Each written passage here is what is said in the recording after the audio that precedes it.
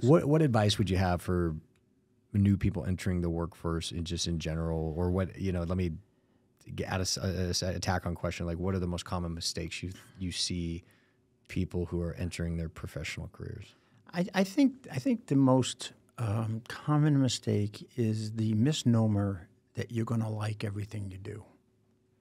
I think people come in with very, very high expectations that their satisfaction level is going to be unusually high at an early point, and when it's not, they get discouraged very, very quickly. Do you think that's being messaged to them?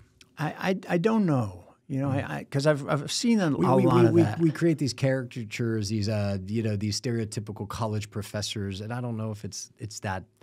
It could be. I also think that people are sort of afraid to lose. They're afraid to be wrong. They want to. It's highly competitive now with everything from social media to even just chat groups with college friends and stuff. Everyone wants to do well. Your mistakes are public and forever now. And forever and all those things. And I think they're putting too much pressure on themselves. Just go to work. And like I said earlier, just go to work and be great. And if you actually can be great at something you don't like, just think how fantastic you can be at something you love. Which eventually you will likely work your way in a position to doing something that very much aligns with your, they call it a passion, so enthusiasms, your loves. That's right. And I think people shouldn't worry about early stages of their career being in love with anything that they're doing.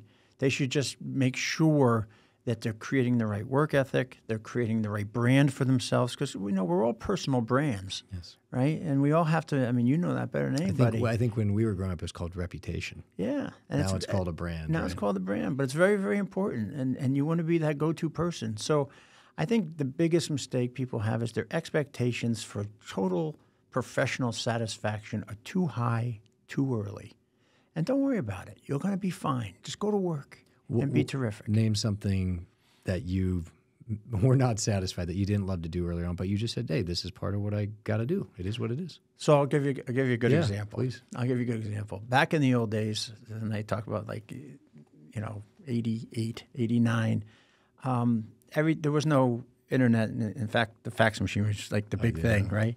And the mail would come in every day, and everything had to be coded and everything had to be filed. And one of the partners of the firm did all the coding and did all the file and did all the reading because he wanted to know everything that was going on at the firm. And when I came back from the construction site back to New York, he decided that would be a good job for me.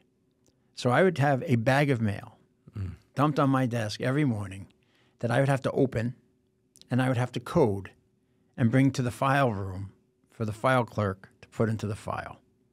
And I hated it. That sounds bad. It was horrible. I mean, because everything had a code. And that's the first thing you do every day. Every single letter that came into the company passed my desk.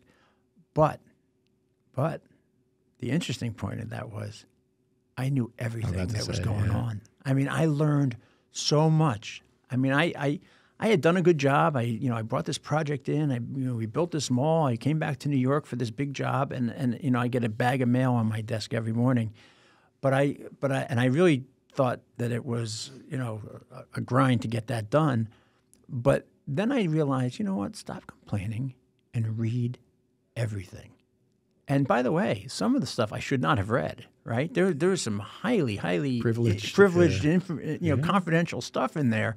That gave you a lot of leverage. Yeah. It just taught me things, and then when I saw something that was interesting, I can go into my boss's office and say, "By the way, this was in the mail today. What was this in reference to? What does this mean? How do you do this, or whatever it was?" So I really didn't like the job, but I was able to do, but I was really good at it because whenever someone had a question about information in the office, they started to come to me. After about 3, 4, 5 months, they realized that not only was I coding everything, I was actually reading everything. And that gave me great inside knowledge as to what was going on and what was happening. I tell people the best way to be indispensable is to be indispensable. Yeah.